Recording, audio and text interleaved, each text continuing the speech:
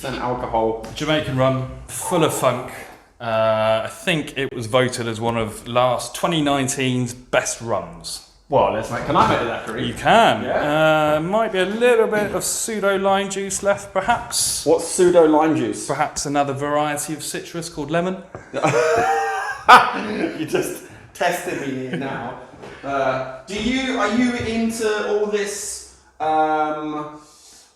citric acids and everything else for, the sort of citrus of your cocktails? I think it's fun to play around with the different acids, so your citrics, your malics, that sort of thing. I think it can get it quite uncomfortable if you don't get your dilution ratios right. Yeah.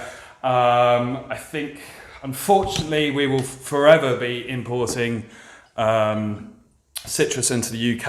I've got a tiny little tree outside my office, but it does fuck all. Really? I use it mostly for garnishes with the pretty flowers. Oh, that's the flower you just gave me to eat? Yep.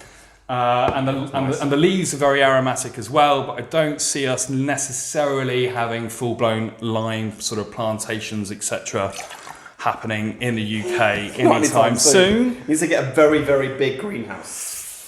But again, it's quite fun. I mean, we've been playing a lot with, obviously, rhubarb is banging season right now. Yep. Another typical very British flavour. Absolutely. And I think the acidity that you can get from that can be quite extreme.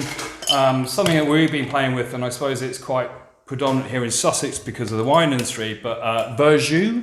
Yeah. Which is sort of... I had to do a flavour. No. You flare up. That's why the mats are out, rude boy. He's got... Yeah, there is bounce mats here. Like, you think I'm going to drop it? Coots on the left. Yeah. So Verjus is basically a really acidic grape juice. Everything's in there, I'm afraid. Okay. Which you can utilise to add a bit of sort of a green acidity. Say that again, Verjus. Verjus. Never come across it. And that's like, you use it like lemon juice? It's like a really, really unripe grape juice. I'm not sugar in this yet, sorry. Right. Really, really unripe sugar grape syrup's up there. Maybe behind the Funkin on the right, or just to the left of the Funkin, there is a House of Browson's simple syrup. There we go. So that's the simple syrup, so that's on a 1-to-1 ratio, so use as much or as little as you'd like. Or how sweet do you want it? Perfect. Is that enough? Perfect. Yeah? Good. You want to taste the rum, right? Absolutely. No messing about. So yeah, I think there are alternatives. You can, of course, find sort of crabapple Verjus as well. Apples in this country are grown everywhere. So again, it's harvesting, green fruits, pressing that, and then relying on the natural acidity. Other things as well, things like vinegar. It's quite a nice little thing to play with. I discovered pickle juice the other day, actually, doing some work for a certain tequila brand. And coming up with a beetroot and pickled beetroot and anyway, yeah, pickle juice is good. 1 second. I've never made you a drink before, have I?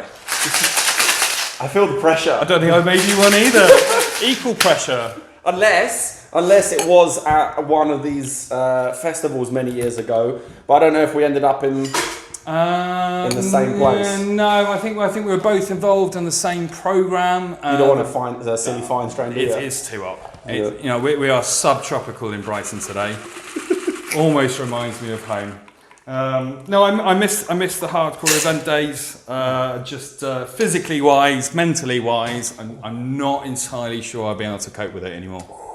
It's lovely, isn't it? That is good. That is good. That is my rum find of the year. That is very good indeed. Well, cheers. Thank you very much. Thanks for And that's the end of the podcast. Thank you very much for watching.